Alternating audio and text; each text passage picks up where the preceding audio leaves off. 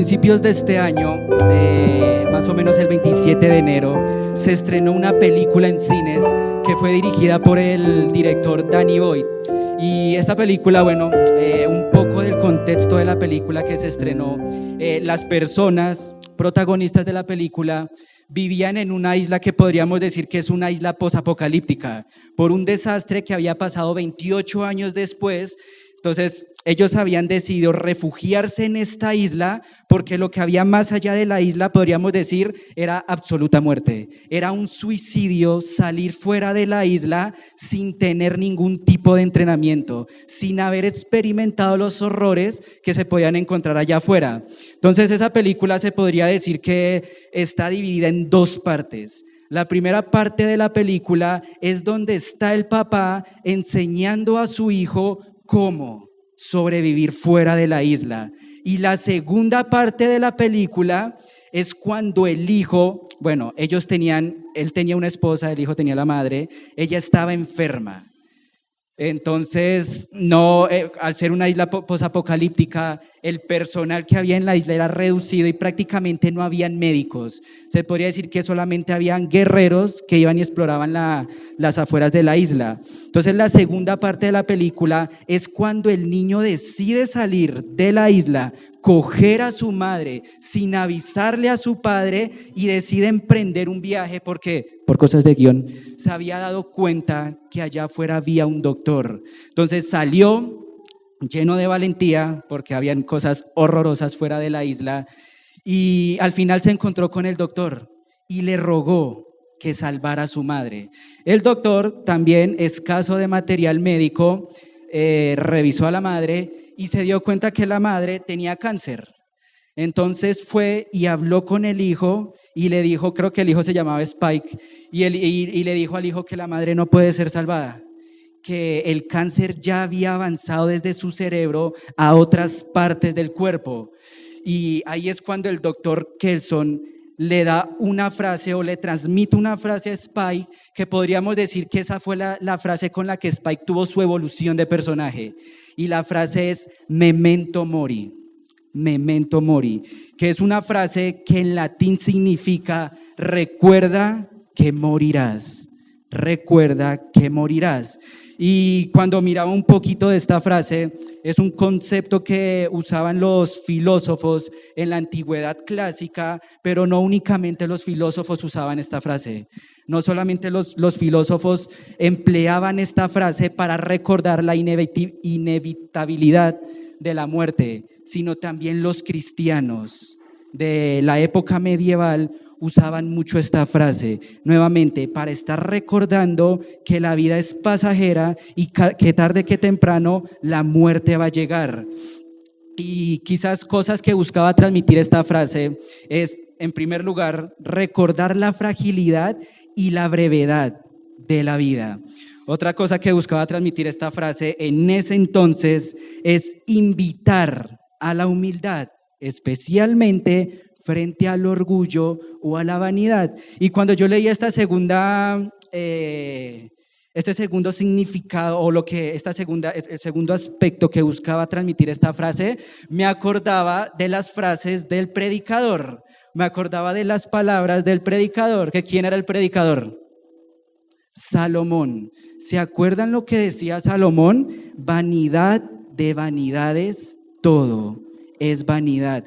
Y cuando Salomón usaba esa palabra, vanidad de vanidades, hay que entenderla en el idioma en que Salomón la estaba usando, porque no es que, está comenzando a sonar un ahí.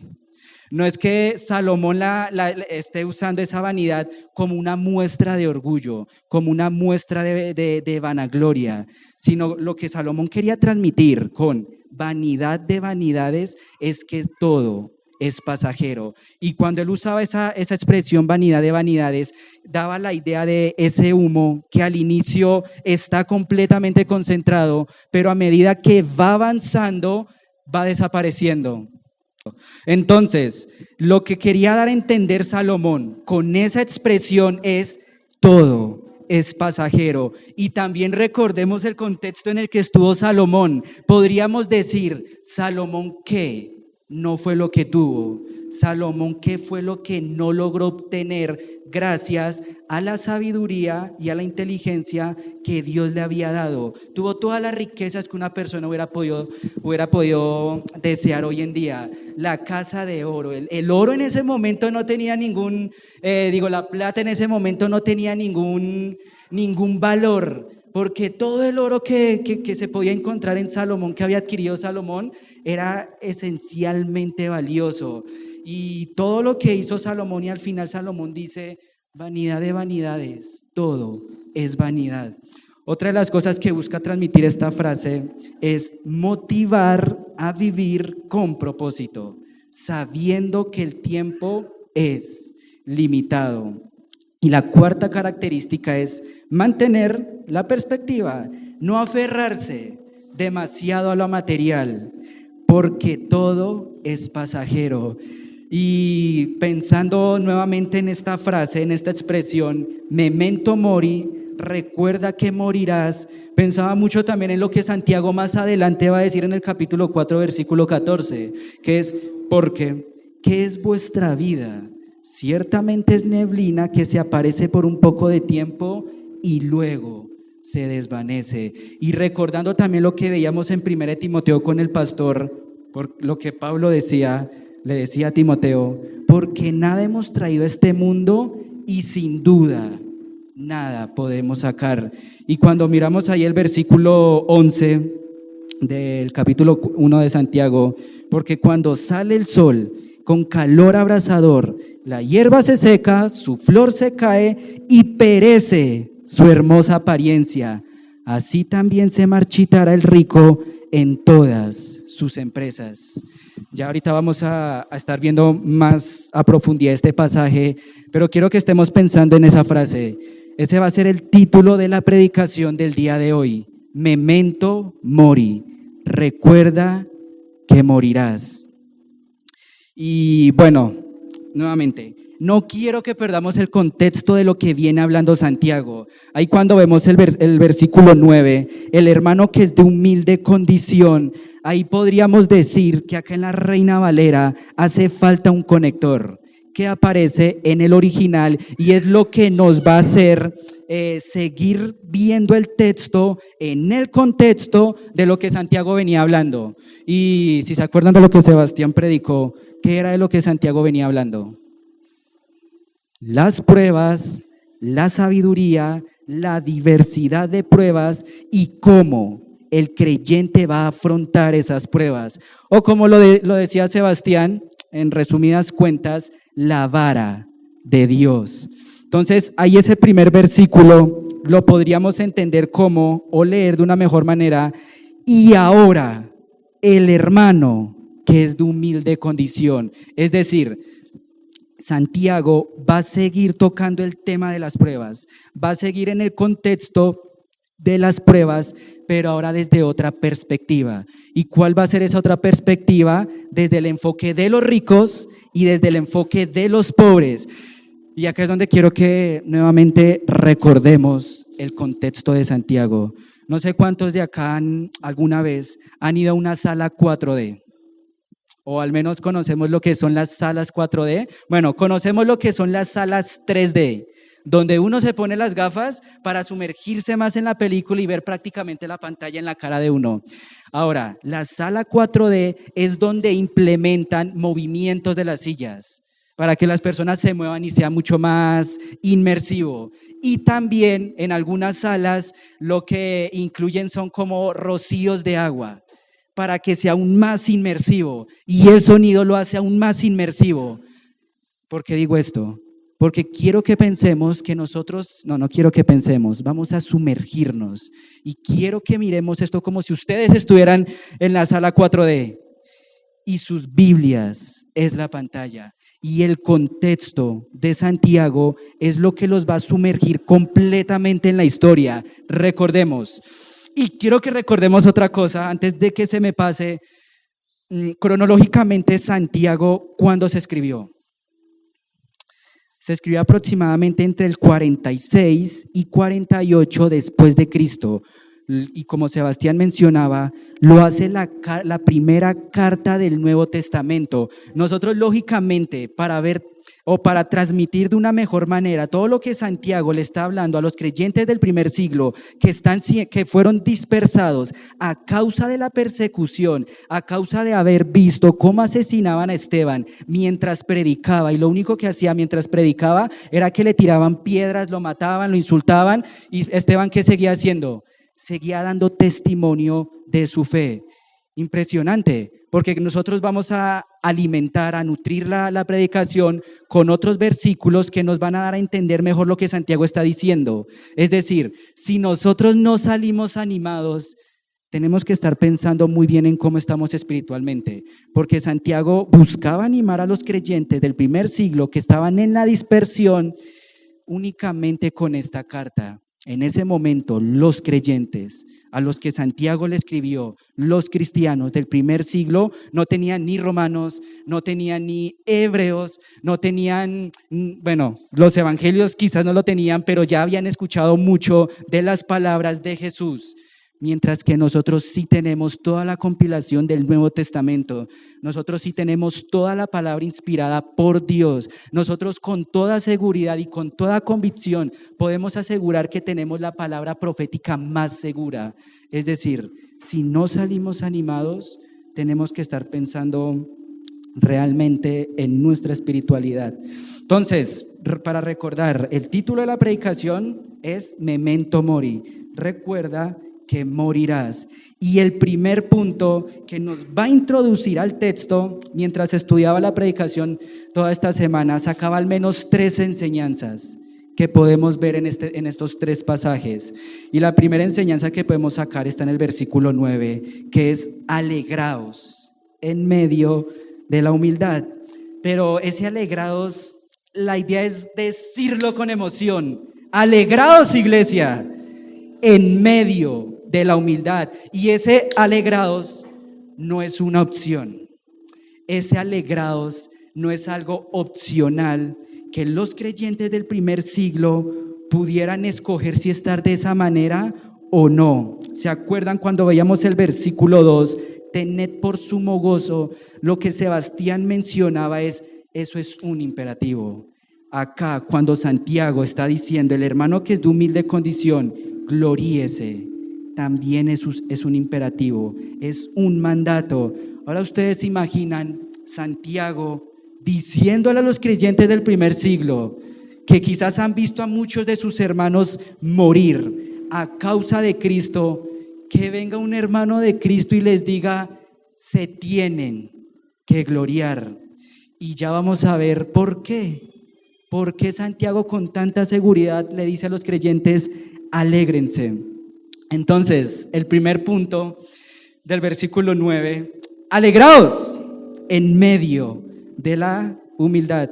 Perdón si los levanto, pero sabemos que a veces los ojos tienden a arruncharse un poquito. Entonces, la primera palabra que vemos ahí, y ahora el hermano, ¿a quién va dirigido este mensaje de Santiago? ¿O a quién se lo sigue dirigiendo? A hermanos, a creyentes, a la iglesia del primer siglo. Y bueno, acá quiero hacer una aclaración del versículo 9 y el versículo 10. En el versículo 10 Santiago ya no usa la palabra hermanos. Él dice, porque el que es rico. Entonces, al final del estudio de la predicación, cuando estaba mirando comentarios, algunos decían que Santiago ya no le estaba hablando a hermanos, ya no le estaba hablando a creyentes, sino que le estaba hablando a hermanos, a personas ricas en general. Pero cuando uno mira el contexto del pasaje, cuando uno mira el versículo 12, porque del versículo 2 al versículo 12 sigue el mismo tema argumental, es lógico pensar que Santiago le sigue hablando a hermanos creyentes, que en este caso son ricos. Entonces, nuevamente, versículo 9, el hermano que es de humilde condición. Y esa palabra humilde la podemos entender como pobre, sin estatus, sin influencia social, el que está en posición baja. Es decir, Santiago le va a hablar a hermanos que están económicamente mal, que no tienen ningún tipo de posición, que a ojos de la sociedad, podríamos decir como hoy en día, son arrastrados. Y ahí encontraba un comentario acerca de esta palabra. Nuevamente, es un imperativo que Santiago le está dando a los creyentes, o mejor aún, es un imperativo que el Espíritu Santo a través de Santiago le está dando a los creyentes, o mejor aún, es un mandato que Dios mismo a través del Espíritu Santo, usando a Santiago, le está dando a los creyentes. Y esta persona decía acerca de gloriarse, profesar en voz alta algo de lo que tienes derecho a estar orgulloso. Es decir, esa palabra gloriarse en este contexto la entendemos de una manera positiva, y la palabra gloriarse la entendemos como jactarse, hacer alarde de, sentirse orgulloso de, alegrarse, regocijarse. Y lo que este comentarista, con base en esa palabra, está diciendo: ustedes, nosotros como creyentes tenemos el derecho de estar orgullosos. Tenemos el derecho de profesar, estar orgullosos. ¿Y por qué? Santiago no va a comenzar a decir: siéntanse orgullosos porque tienen hermanos creyentes. Siéntanse orgullosos porque en algún momento van a lograr algo terrenalmente. Ese en ningún momento va a ser el enfoque de Santiago. Otro comentarista decía: el imperativo presente pide al creyente que adopte esto como su respuesta característica. Miren lo que sigue diciendo el comentarista. Santiago no estuvo de acuerdo en que una actitud sombría y deprimida sea la respuesta normal y esperada del creyente a las estrecheces económicas. El pesimista no es un representante del cristianismo. Nuevamente repito esa última oración. El pesimista no es un representante del cristianismo. Y ahí pensaba mucho en la manera en la que Cristo exaltaba o la manera en la que Cristo le mostraba el privilegio a las personas pobres. Ahí cuando uno ve en Lucas y en Mateo, quizás una manera en la que uno podría estudiar Mateo, Marcos, Lucas, Juan es estudiarlos o mirarlos simultáneamente. ¿Por qué? Porque estos evangelios se le conocen como los evangelios sinópticos, como desde una perspectiva. Entonces estos tres evangelios prácticamente tienen muchas cosas en común. Entonces cuando uno mira el libro de Mateo, Jesús les dice: bienaventurados los pobres. ¿Listo? Bienaventurados los pobres. ¿Se acuerdan lo que significaba la palabra bienaventurado?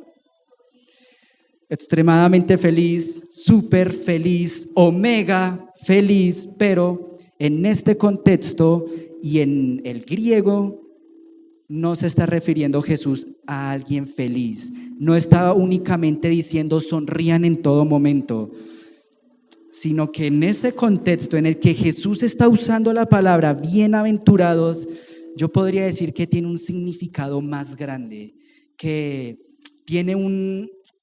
podría impactar a los creyentes de una mejor manera. Y esa palabra bienaventurado es el que ha sido mirado con favor por Dios. Bienaventurados los pobres, dice Jesús en Mateo.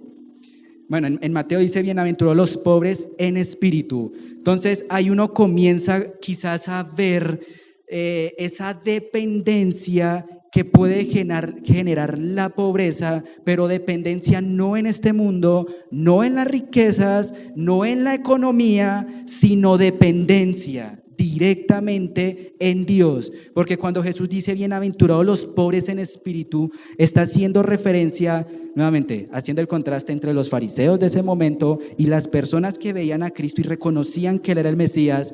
Jesús decía: bienaventurados ustedes que se consideran pobres en espíritu. Bienaventurados ustedes porque reconocen su pobreza espiritual que únicamente puede ser llenada por Dios, que únicamente puede ser llenada por mí, por Cristo. Eso en el contexto de Mateo. Pero cuando uno lo mira en Lucas, nuevamente, no es que se estén contradiciendo, sino que es una manera en la que se pueden retroalimentar los evangelios.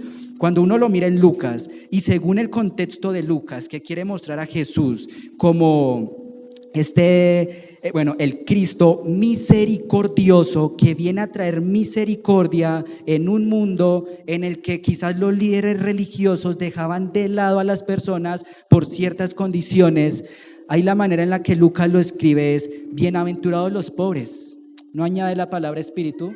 Entonces en ese contexto podríamos tomarlo un poquito más a lo económico, pero quiero que pensemos, acá está Santiago diciéndole a los pobres: gloríense, y en el otro lado tenemos al mismísimo Jesús diciéndole a los pobres: bienaventurados, porque las riquezas no los han corrompido, porque las riquezas de este mundo en ese momento no se ha llevado la atención de ustedes, sino que ustedes siguen viendo su pobreza espiritual y vienen a mí, que soy el único que les puede llenar ese vacío que tienen. Y acá cuando yo leía este pasaje me ponía a preguntar ¿por qué? ¿Por qué Santiago le dice a los creyentes que se enorgullezcan? ¿Por qué Santiago va a tener esa actitud de escribirle una carta, nuevamente el contexto, a personas que han sufrido por el evangelio, diciéndoles: enorgullezcanse, siéntanse alegres?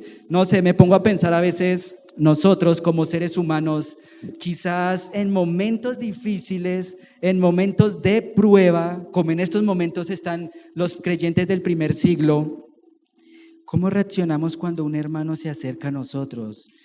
No sé, quizás estamos mal en algún momento, quizás hay una prueba. Y también acordémonos, la ventaja cuando quizás uno enseña en las reuniones caseras es que uno tiene muy presente cada una de las predicaciones. Entonces, ¿se acuerdan lo que Sebastián nos decía acerca de las pruebas?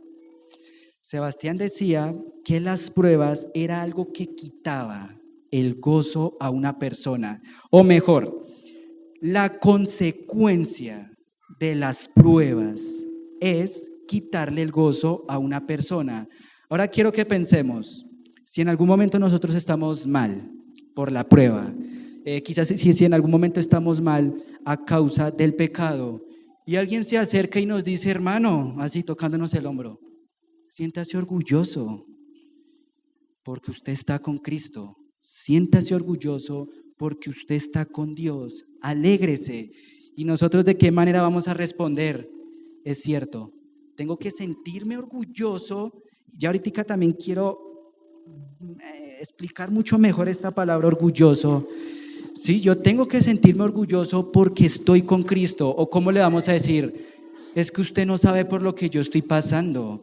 ¿Qué me voy a sentir orgulloso si económicamente estoy mal? ¿Qué me voy a sentir orgulloso si estoy viendo el dinero, la economía, la influencia, el honor social como lo único que me puede traer felicidad? ¿De qué manera de qué manera vamos nosotros a responder si alguien viene a exhortarnos de la misma manera que Santiago está exhortando a los creyentes? Y también pensaba, no sé, quizás alguna persona que puede decir que está teniendo las mismas tribulaciones de estos creyentes es Miguel Masmud, es Didier, es Camilo, que está en África. Pero yo pensaba, ¿será que yo puedo decir que estoy en la misma situación que los creyentes del primer siglo? ¿Será que si yo salgo a la calle van a haber soldados romanos dispuestos a llevarme a la cárcel, a azotarme y a hacerme cualquier clase de mal para que, como hacía Saulo de Tarso, para que yo blasfeme el nombre de Dios? No. Quizás nuestras pruebas hoy en día no van a estar al nivel de las pruebas de los creyentes del primer siglo. Y aún así Santiago les decía: enorgullezcanse. Y ahí yo pensaba, ¿por qué? ¿Por qué se van a enorgullecer? Bueno, lógicamente ahí tenemos el propósito o la razón del orgullo de ellos, viéndolo desde el contexto positivo. Gloríense por su exaltación. Y esa palabra exaltación la entendemos nosotros como altura, como elevación, como el puesto de honor. Pero ¿cuál puesto de honor? El puesto de honor en el que Dios va a poner a cada creyente. Y acá lo único que yo pensaba mientras estudiaba este pasaje es: Santiago no quiere que los creyentes del primer siglo pongan su mirada en este mundo. Santiago no quiere que los creyentes del primer siglo basen sus recompensas en lo que el mundo les puede ofrecer. Y ahí pensaba en Hebreos capítulo 11, versículo 39, donde el autor de Hebreos dice, después de que viene hablando de una manera impresionante de los héroes de la fe, de cómo estas personas por la fe puesta en Dios hicieron cosas inimaginables bueno, y con imaginables no estoy diciendo nada sobrenatural, aunque algunos hicieron milagros en ese momento, pero no estoy hablando de nada sobrenatural, sino de cómo a través de sus acciones en un mundo de perdición mostraron su fe puesta en Cristo. Bueno, su fe puesta en Dios y en obedecerlo únicamente a Él. Y es impresionante porque muchos de ellos, o todos, me atrevo a decir todos, también pensaban en Cristo en ese momento. Quizás no como nosotros podemos pensar en Cristo con tanta claridad como hoy en día, pero ellos tenían ya Génesis 3:15. Y pondré enemistad entre ti, entre la simiente de la mujer, y esta te herirá en el calcañar. Ellos ya tenían la promesa del Salvador y vivieron por esa promesa. ¿Y qué decía el autor de Hebreos ahí en el versículo 11, en el capítulo 11, versículo 39? Y todos estos, aunque alcanzaron buen testimonio mediante la fe, no recibieron lo prometido. Impresionante. Todas estas personas, no sé, si alguno no ha leído Hebreos 11, que sería imposible que alguien no haya leído Hebreos 11, pero si alguien no ha leído Hebreos 11, léalo y podemos ver cómo es la vida de un verdadero creyente que guía su carrera únicamente por fe. Vivieron por fe, vivieron únicamente por Cristo, únicamente por fe y únicamente para darle la gloria a Dios. Y terrenalmente, ¿qué recibieron? Terrenalmente recibieron su recompensa. El autor de Hebreos, antes de ese pasaje, dice: todo lo que padecieron estos creyentes a causa de Cristo. Dice de qué manera fueron maltratados todos estos héroes de la fe del Antiguo Testamento por la fe. Y terrenalmente no recibieron absolutamente nada. Terrenalmente recibieron insultos. Terrenalmente recibieron lo que Jesús mismo les había advertido a los discípulos. Iban a ser perseguidos, iban a ser vituperiados. El mundo los iba a ver a ellos como los malos. No recibieron nada. ¿Por qué? Porque Dios no quiere que nosotros pongamos nuestra mirada en lo que el mundo puede ofrecer. ¿El mundo puede ofrecer cosas grandes? Puede ser, pero son cosas pasajeras, son cosas que no se comparan con la gloria venidera que ha de manifestarse. Ahí en Santiago, ahí adelante una página, vamos a mover los dedos para que los ojos se desempillamen. Ahí en Santiago, capítulo 2, versículo 5, algo también recurrente de lo que Santiago va a estar hablando a través de la carta es esa brecha social, pobres, ricos. Y acordémonos también que lo que el pastor nos explicaba cuando estábamos viendo todo este tema del dinero en Primera de Timoteo es que no habían clases medias, era clase alta y clase baja, y la brecha que había entre una y la otra era impresionante, era enorme. Y lo que Santiago dice ahí en el versículo 5 es, y esperen porque no alcanzo a ver la letra: hermanos míos amados, oíd, ¿no ha elegido Dios a los pobres de este mundo para que sean ricos en fe y herederos del reino que ha prometido a los que se aman. Y bueno, ahí la palabra que usa Santiago con pobres es literalmente pordiosero, necesitado, mendigo. Pero acá comenzamos a ver un poco más de lo que es esa exaltación por parte de Dios hacia los pobres. Es decir, nuevamente volvemos a Santiago capítulo 1. Santiago les dice, gloríense. Pero entonces Santiago les está diciendo, gloríense por algo que ustedes hayan logrado. Gloríense por lo que sus méritos, sus esfuerzos les han dado. No, Santiago está comenzando a decir, gloríense, porque no son ustedes los que se están recompensando. No son ustedes los que por ese esfuerzo están obteniendo esa exaltación, sino gloríense, porque dependen completamente de Dios, y es Él en que por su misericordia, por su gracia, los está exaltando. Pero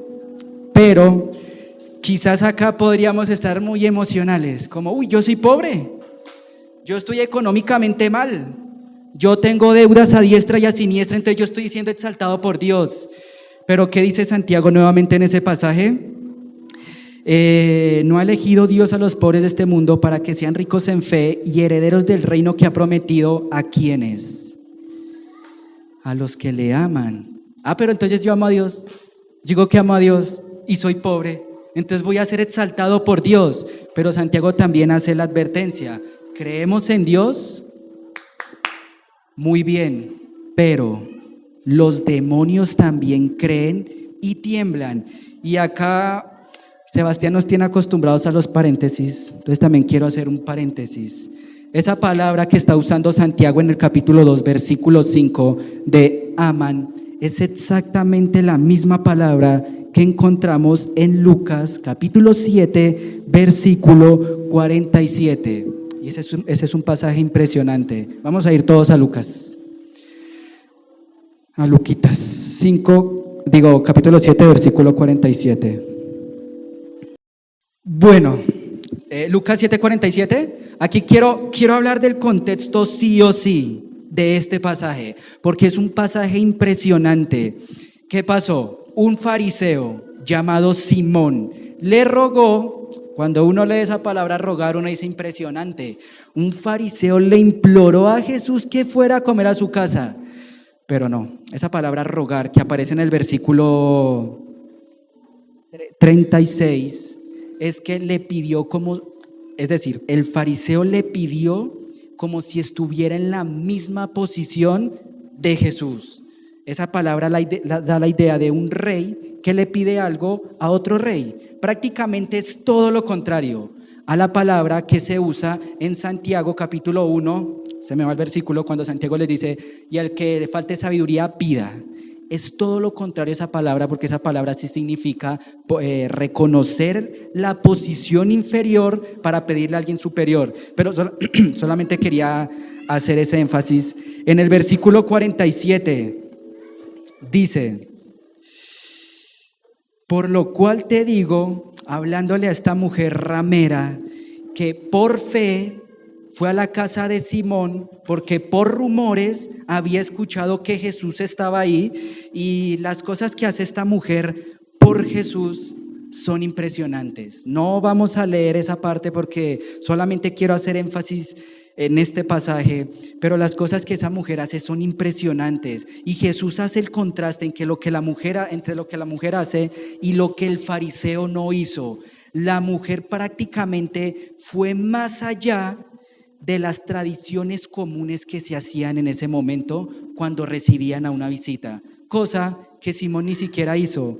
Y lo que Jesús le dice a la mujer: por lo cual te digo, le está hablando a Simón, por lo cual te digo que sus muchos pecados le son perdonados, porque amó mucho, más aquel a quien se le perdonó poco, poco ama.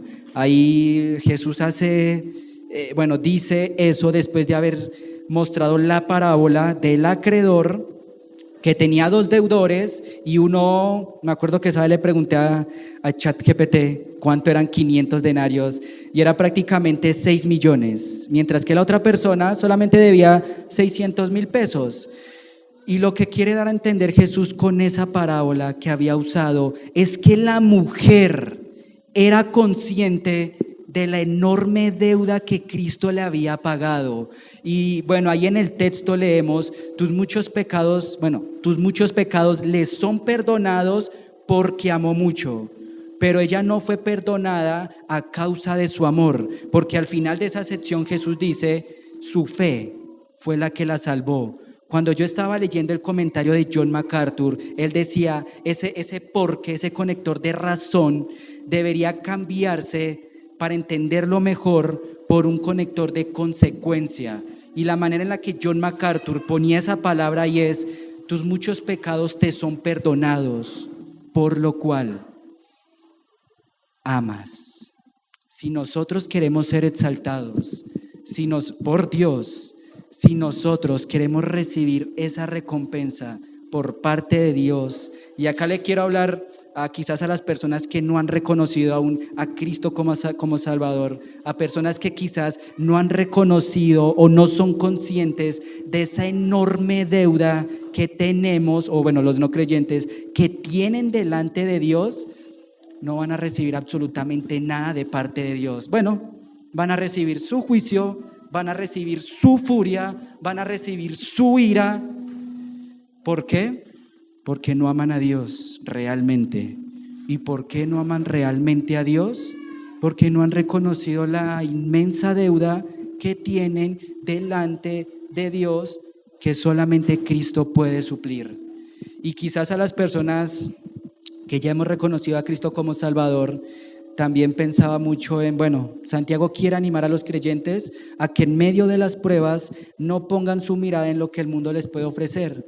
Y yo pensaba, quizás nosotros en algunas ocasiones, en medio de las pruebas, puede que se nos olvide la enorme deuda que Cristo ya pagó por nosotros. Y puede que en esos momentos, cuando olvidamos esa deuda que gratuitamente por la sangre de Cristo fue pagada, es cuando comenzamos a poner nuestra mirada en lo terrenal. Es cuando comenzamos a basar nuestra recompensa en lo que el dinero nos puede traer. Para pensar. Y ahí quiero también mirar otra parte, nuevamente mirando esa parte de la exaltación de Santiago 2:5, que dice, no ha elegido Dios a los pobres de este mundo para que sean ricos en fe. ¿Y cuál es la palabra que aparece ahí seguido? ¿No están en Santiago 2:5? Herederos. Qué pasaje. Y ojo, no hemos pasado del primer punto aún, y son 3 puntos. Cuando yo estaba estudiando la predicación, yo decía, podríamos durar horas únicamente en este primer punto. Podríamos durar horas únicamente hablando de esa exaltación de la que Santiago está hablando. Y ahí cuando estaba mirando el canal de YouTube de la Iglesia Misionera Bíblica del Señor Jesucristo, oh sorpresa que encontré predicaciones de 1:30. Santiago dice, son herederos. Y ahí cuando vamos a Romanos 8, 16, 18, es un pasaje impresionante. El Espíritu mismo, Pablo hablando a la iglesia en Roma, tanto a judíos como a gentiles, el Espíritu mismo da testimonio a nuestro espíritu, al Espíritu Santo, dando testimonio a nuestro espíritu, de que somos hijos de Dios. Y si hijos, también herederos. Pero Pablo no lo deja ahí. Herederos de Dios y coherederos con Cristo. ¿Qué pasaje? Ser herederos de Dios, recibir la herencia directamente por parte de Dios. Y no solo eso, sino ser coherederos con Cristo, es decir, compartir esa herencia con Cristo. Pero cuando Pablo está hablando de esa herencia en Romanos, pone un conector de condición. Si es que padecemos juntamente con Él, para que juntamente con Él seamos glorificados. ¿Cuál es la condición para ser herederos? Padecer por Cristo. Pero quiero que veamos el contexto de Santiago. ¿Cuál es el tema principal del libro de Santiago? ¿Se acuerdan? Las pruebas. ¿Cuál? La fe. La verdadera fe. La fe genuina. ¿Qué va a traer una fe genuina? Que nosotros como creyentes padezcamos por Cristo, no porque nosotros seamos masoquistas y vayamos a la calle a que nos golpeen, sino porque las personas, o mejor dicho, lo voy a decir de una mejor manera, porque nuestra verdadera fe va a hacer que seamos movidos a dar nuestra vida por Cristo. Y si somos movidos a dar nuestra vida por Cristo, vamos a padecer juntamente con Cristo. Si no estoy mal, en primera de Pedro o en una de las dos cartas de Pedro, Pedro dice: Jesús fue el ejemplo de que ustedes iban a padecer. Y ahorita vamos a leer esa otra parte del libro de Romanos, solamente quiero que lo tengamos ahí. Y también es la misma idea que Pablo da en Gálatas 4:7. Así que ya no eres esclavo. Y bueno, en el contexto del libro de Gálatas, Pablo no está haciendo tanto referencia a esclavos del pecado, sino esclavos a la ley, porque habían falsos maestros en la iglesia de Galacia que querían someter nuevamente a los judíos a las tradiciones de la ley. Y Pablo continúa diciendo: sino hijo, y si hijo, también heredero de Dios. Impresionante que nosotros seamos herederos de Dios. Yo me ponía a pensar mientras estudiaba este pasaje, puede que nosotros acá seamos las personas más insignificantes, puede que acá no estemos acumulando riquezas, puede que acá económicamente no estemos como muchas personas, pero celestialmente somos más ricos que cualquier millonario que pueda existir en este mundo. Somos más ricos que cualquier billonario, somos más ricos que cualquier trillonario que pueda existir, pero no por nosotros, por Cristo, por Dios. Esa palabra exaltación ya la habíamos visto: altura, elevación, un puesto de honor. Y aquí quiero que meditemos cómo podemos ver esta exaltación desde el punto de vista bíblico, porque hemos hablado mucho de la exaltación, hemos hablado mucho de ser herederos de Dios, pero ¿qué implica eso? ¿Qué implica ser hijos de Dios? ¿Qué implica que Santiago les diga: alégrense por su pobreza? En primer lugar encontraba: somos exaltados porque ahora somos hijos de Dios. Mas a todos los que le recibieron, a los que creen en su nombre, les dio potestad, esa palabra potestad, derecho, autoridad de ser hechos hijos de Dios, los cuales no son engendrados de sangre, ni de voluntad de carne, ni de voluntad de varón, sino de Dios. Juan capítulo 1, versículo 12 al 13. Y ahí pensaba en Apocalipsis, el pasaje tan hermoso de la Nueva Jerusalén, cuando Dios está hablando: y a todos los que vencieron les doy. Vamos a ir a Apocalipsis. Ya saben que cuando se me va un pasaje, vamos a ir a Apocalipsis para yo no tergiversar y decirlo tal cual se está transmitiendo. Apocalipsis capítulo 21, versículo 7. Apocalipsis 21, 7. ¿Listo? El que venciere heredará todas las cosas, y yo, su Dios, y yo seré su Dios, y él será mi hijo. ¡Ay, qué pasaje! Ustedes se imaginan nosotros enfrente de Dios y que Él nos diga a nosotros: tú eres mi hijo. Otra cosa por la que podemos exaltarnos, bueno, por la que podemos gloriarnos, es Somos exaltados porque fuimos elegidos por Dios. Nuevamente Santiago 2:5.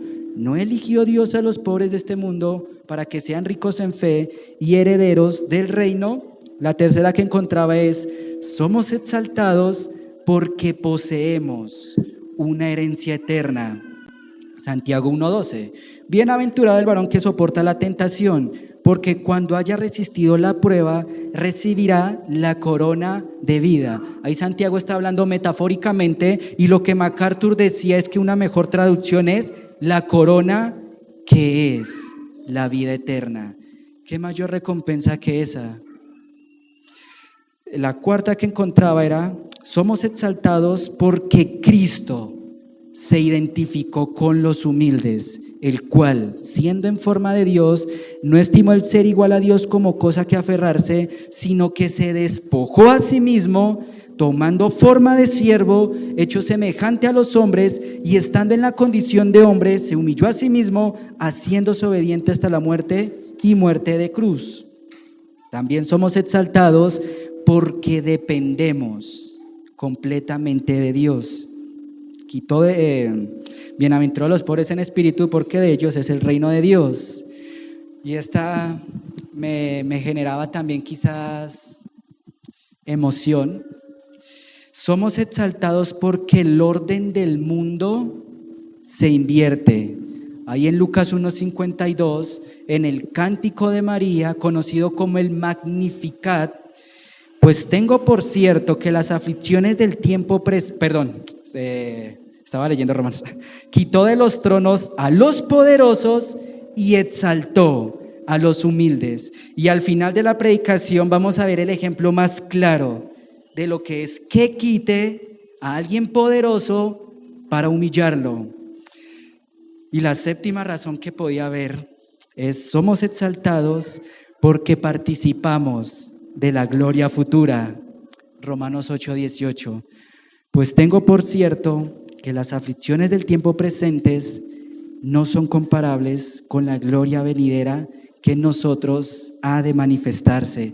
Y yo pensaba, los creyentes del primer siglo no tenían ninguno de estos pasajes. Bueno, quizás habían escuchado el Magnificat de María, no sé, y el Bienaventurado de Jesús, porque sabemos que Santiago estuvo o pudo saber de las palabras de Jesús en el Sermón del Monte. Pero muchos de los creyentes del primer siglo no tenían estas promesas que nosotros acabamos de leer. Y si los creyentes del primer siglo fueron animados a que durante las pruebas se gloriaran por la exaltación venidera, ¿cuánto más nosotros hoy en día, que tenemos toda la palabra revelada? Y en resumen, fuimos adoptados, fuimos escogidos, tenemos herencia eterna, estamos unidos a Cristo, vivimos en dependencia real, participamos del reino invertido de Dios, caminamos hacia gloria eterna. Y hay quizás también una manera en la que fuimos exaltados, y a mi opinión, lo que es el pasaje más hermoso de la Biblia, conocido como el relato del buen pastor. Somos exaltados porque Cristo mismo conoce a sus ovejas, que Dios les dio, que Dios le dio. Y somos exaltados porque Dios conoce a sus ovejas por su nombre, y absolutamente nadie las puede alejar de sus manos. Cuando estaba leyendo todo este tema del dinero, ahí estaba buscando varias frases de personas incrédulas, a ver qué pensaban del dinero. Y prácticamente todo lo que encontraba de personas incrédulas es que ellas reconocen, incluso los incrédulos, que el dinero no les trae felicidad. Miren lo que decía Martin Scorsese. No sé si la mayoría acá conoce a Scorsese, es un famoso director de cine, y bueno, actualmente se puede ser reconocido por las imágenes de redes sociales donde aparece en efecto es cine, pero es un reconocido director, un director que tiene reconocimiento en este mundo, que ha logrado dinero, que ha logrado obtener influencia. Miren lo que él decía: el dinero no te hace feliz, te hace vivir más cómodo, mientras sigues sin ser feliz. ¿Por qué Martin Scorsese no puede decir que es feliz? Porque no tiene a Cristo. Ninguna de las personas incrédulas que afirman que el dinero trae felicidad, y hay gente rica, millonaria, que afirman que el dinero no trae felicidad, aún así, reconociendo eso, no van a encontrar la verdadera felicidad porque no tienen a Cristo, porque no son hijos de Dios, porque no aman a Dios. Y miren lo que decía, para cerrar el primer punto, lo que decía C.S. Lewis. C.S. Lewis fue un apologista, se me olvida la palabra, pero fue un defensor del Evangelio y es reconocido por haber escrito las Crónicas de Narnia. Y quiero citarlo, pero no quiero citarlo de una manera motivacional. No quiero que esta frase suene motivacional. Una vez el pastor Sugel Michelén decía, el púlpito hay dos cosas que no necesita, ni payasos, ni motivacionalistas. Pero lo que C.S. Lewis decía es, un creyente, si encuentro en mí un deseo que ninguna experiencia en este mundo puede satisfacer, la explicación más probable es que fui hecho para otro mundo. Como creyentes, nunca vamos a tener satisfacción en este mundo, únicamente en la palabra. Pero nada que el mundo nos pueda ofrecer nos va a llenar. Ningún reconocimiento que obtengamos en este mundo nos va a llenar. ¿Por qué? Porque como decía C.S. Lewis, si no hay nada en este mundo que nos pueda llenar, es porque fuimos creados para otro mundo, fuimos hechos para otro mundo. Y ahí me acordaba de las palabras de Pablo, si no estoy mal, en Filipenses.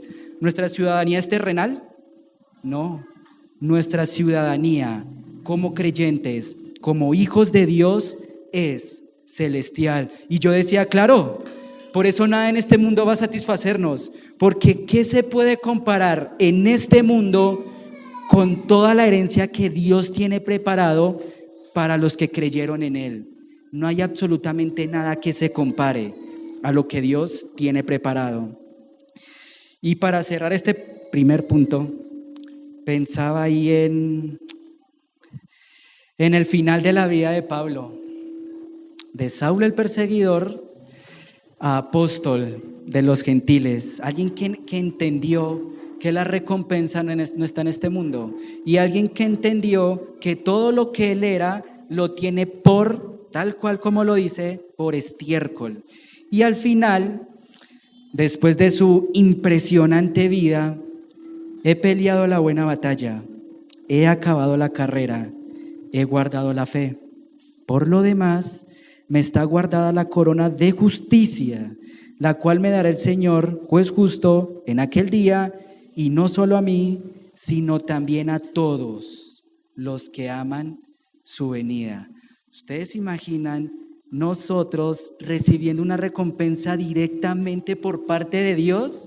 Es por eso que nada nos puede satisfacer. Y como el pastor y como Sebastián nos tienen acostumbrados, quiero poner un ejemplo de fútbol. Aprendí de los mejores y no soy tan fanático del fútbol. En el 2022, cuando Messi ganó la Copa del Mundo, ¿quién se la dio? Infantino. Infantino es el presidente de la FIFA. ¿Y cómo estaba Messi por recibir la Copa del Mundo? Uno lo veía desbordando felicidad. Incluso Messi había dicho en una entrevista, cuando recibí la copa sentí la misma felicidad que cuando nacieron mis hijos. Y ayer, en el sorteo de lo que va a ser el Mundial, les tocó entregar la copa. Duró 4 años con la copa y se sentía extremadamente feliz porque Infantino le dio la copa, bueno, por todo el esfuerzo que hicieron. La recompensa que Dios nos va a dar a nosotros, nunca más la vamos a tener que devolver. La recompensa que Dios tiene para nosotros no es algo pasajero, no es algo efímero, sino que es eterno. Por eso Santiago quiere que los creyentes pongan la mirada en lo celestial, no en su condición social. ¿Se acuerdan cómo era el primer punto? Alegraos en medio de la humildad. Y el segundo, tranquilos, el resto de puntos no van a ser igual de largos. Lo que les decía, podríamos haber durado toda la predicación con ese solo versículo. Y el versículo 10, la primera parte, alegraos por vuestra humillación. Vamos a leerlo. Pero el que es rico en su humillación, ahí Santiago va a hacer un fuerte contraste nuevamente. Ya habló de los pobres, en qué se van a alegrar los pobres, y ahora va a decir en qué se tienen que alegrar las personas ricas. Y nuevamente, no se trata de satanizar el dinero, no se trata de satanizar o mirar despectivamente a las personas que tienen dinero, porque Dios no condena el dinero. Dios no condena ni juzga a las personas con dinero. Es más, cuando nosotros miramos personas que fueron usadas por Dios, eran personas adineradas. Los patriarcas, pues no, en ese momento la riqueza no se medía con plata, ni con becas, ni con carros, porque no había, pero tenían terrenos, ganado, eran ricos. David, Salomón. ¿Cuántos reyes de Israel tuvieron dinero y fueron usados por Dios? Pensemos en acompañantes de Pablo. Bernabé también fue una persona muy rica, porque fue el que vendió su heredad para el progreso del evangelio. Personas con dinero que fueron usadas por Dios. No se trata de demonizar el dinero. Incluso Filemón, también una persona rica que prestaba su casa para la iglesia en Galacia. El error, como veíamos en la serie de 1 Timoteo, es poner nuestro amor en las riquezas, es poner nuestra esperanza en las riquezas. Por eso Santiago les dice a los ricos, no se gloríen en sus riquezas, gloríense en su humillación. Y acá se me olvidó poner una parte en el bosquejo de alguien que a mi perspectiva era adinerado, era creyente, pero que entendió que sus riquezas no eran de este mundo. Y quería poner tal cual como había sido el testimonio que daban las personas de este pastor. Siempre que hablo de ese pastor me pongo nostálgico. Y fue John MacArthur. Él tenía mucho por donde podía obtener dinero. Él escribió muchos libros que fueron reconocidos por cristianos. Y cuando él murió en la conferencia de expositores que se hizo en España, si no estoy mal, en el espacio de preguntas y respuestas, estos predicadores, pastores influyentes, dieron testimonio de la vida de John MacArthur. Y uno de los que estaba ahí era Josías Grauman, que era muy cercano a John MacArthur. Y lo que él dijo fue impresionante. Él decía, John MacArthur nunca cogió las ganancias de sus libros para él, sino que las donaba. Había otro pastor, él sí se me va el nombre, también es un pastor reconocido. Él decía, cuando nosotros comenzamos la iglesia, no teníamos dónde congregarnos. John MacArthur sacó de su propio bolsillo para ayudarnos con el arriendo del local. Otra persona decía, cuando en el instituto no había para pagarle a los maestros, John MacArthur, con su propio sueldo, lo usó para pagarle a estas personas.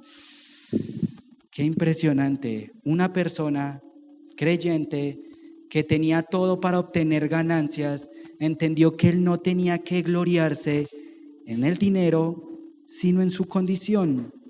Entonces ahí cuando leemos, pero el que es rico, significa literalmente rico en posesiones. Y ahí yo me preguntaba, ¿cómo se veían las riquezas en ese momento? ¿O qué demostraban? En primer lugar, la tierra, la principal fuente de riqueza. Y quiero que pensemos, ¿en dónde están en ese momento? En Israel. ¿Qué era Israel en el Antiguo Testamento? La tierra prometida. Es decir, tener una herencia, una tierra. En la tierra prometida Era algo impresionante. ¿Y qué hizo Bernabé? Vendió. La tierra daba estatus, poder, seguridad, honor social. También algo que demostraba que una persona era rica era tener graneros, cosechas y aceite. También oro, plata, riquezas como honra social. Y lo único que Santiago está diciendo es: ustedes ricos tienen todo eso, pero no pongan su felicidad en el dinero. Y miren las fuertes palabras de Jesús en Apocalipsis 3:17. Porque tú dices, Jesús, hablándole a la iglesia en la Odisea, en ese momento era la región era la ciudad más importante en ese momento, al punto de que incluso se habían separado del imperio romano para ciertos propósitos porque eran ricos. Y lo que Jesús les dice: porque tú dices, yo soy rico y me he enriquecido y de ninguna cosa tengo necesidad, y no sabes que tú eres un desventurado, miserable, ciego y desnudo. Lo que pasó con la iglesia en la Odisea es que puso su mirada en las riquezas y se olvidó de Cristo, se olvidó del mensaje que habían recibido. La palabra humillación la entendemos como bajeza, posición baja, estado sin prestigio. Claro, Santiago les está diciendo: las riquezas a ustedes no les da ninguna posición elevada ante Dios. Pueden tener todo lo que quieran, pero delante de Dios eso no es absolutamente nada. Entonces el segundo punto ya fue cortico. El segundo punto fue: regocíjense, alegraos por vuestra humillación. Y bueno, ahí la última cosa: ¿cuál es la humillación de un rico? ¿Cómo un rico puede ser humillado? Yo me ponía a pensar, ¿ustedes imaginan a una persona rica afirmando: yo soy un esclavo? ¿Ustedes imaginan a una persona rica reconociendo su condición delante de Cristo? Esa es la humillación de una persona rica: reconocer la condición de esclavitud delante de Dios, reconocer que en medio de las pruebas tienen que depender completamente de Dios. Y el último punto, del versículo 10 al versículo 11, memento mori. Recordemos que algún día moriremos. Y la manera en la que Santiago va a mostrar esta realidad es a través de una ilustración. Porque él pasará como la flor de la hierba. Ahí es interesante, porque el sujeto de la oración no cambió. El sujeto de oración, Santiago no lo puso en las riquezas, sino que el sujeto de la oración siguen siendo los ricos, las personas con dinero, las personas con estatus social. Y lo que Santiago les dice es: porque él, el rico, pasará como la flor de la hierba. Y ahí lo que Santiago está dando es una ilustración de los campos de flores de ese momento en Israel. En febrero eran campos hermosos, llenos de colores, donde todo florecía. Pero en mayo ya estaban completamente marchitos. 3 meses nada más duraban. Y ahí continúa diciendo el versículo 11: porque cuando sale el sol con calor abrasador, la hierba se seca, su flor se cae y perece su hermosa apariencia. Esa palabra perecer es destruido completamente. Y la palabra marchitar da la idea de un fuego que se extingue. Claro, cuando el fuego está en su mejor momento, ¿cómo se ve? Imparable, imponente. Pero cuando se extingue, bueno, quedan las consecuencias. Pero cuando se extingue no hay absolutamente nada de ese fuego. Eso pasa con los ricos. Puede que una persona sea rica en estos momentos y se enorgullezca y se vea imponente y se vea grande, pero él va a morir. Y esa es la triste realidad que muestra Santiago a los ricos, porque está diciendo: ustedes son los que van a morir. Las riquezas puede que queden, pero ustedes van a morir. Y más adelante Santiago dice: estuvieron acumulando riquezas para los postreros días. Una persona William Berkeley, acerca de este punto decía, de este pasaje: el punto de Santiago es este: si la vida es tan incierta y el hombre tan vulnerable, la calamidad y el desastre pueden llegar en cualquier momento. Ya que es así, un hombre es un tonto al poner toda su confianza en cosas como la riqueza, que puede perder en cualquier momento. Solo es sabio si confía en cosas que no puede perder. Entonces, Santiago insta a los ricos a dejar de confiar en lo que su propio poder puede acumular. Él les insta a admitir su impotencia humana esencial y humildemente a poner su confianza en Dios, que solo puede dar las cosas que se mantienen para siempre. Y ahí cuando al final del versículo 11 dice: y perece su hermosa apariencia, así también se marchitará el rico en todas sus empresas. Y esa palabra empresas no la entendamos como en nuestra actualidad, sino que esa palabra empresas la podemos entender como el camino, el trayecto, la forma de vida, las actividades, las ocupaciones. Un rico, ¿en qué va a poner sus esperanzas? En lo que va logrando, y se va a ocupar impresionantemente en lo que puede ir logrando. Y es ahí cuando su vida se le va a ir apagando, cuando la triste realidad de que todos vamos a morir va a llegar, y no va a deleitarse en sus riquezas. Algo a lo que le ponía mucho cuidado a la predicación era a la introducción. Se me pegaron mucho las introducciones por escuchar al pastor Sugel, y pensaba en poner una introducción de una persona que se llamó Jordan Belfort. Ya en las reuniones caseras me han escuchado hablar de Jordan Belfort, y esta persona fue una persona americana que incluso tuvo el título del Lobo de Wall Street en Estados Unidos. Y este hombre vivió para las riquezas de una manera, no sabría cómo decirlo, de una manera inquietante. Porque cuando uno mira el inicio de la vida de este hombre, era un hombre moralmente, dentro de lo que el mundo se podría decir, correcto.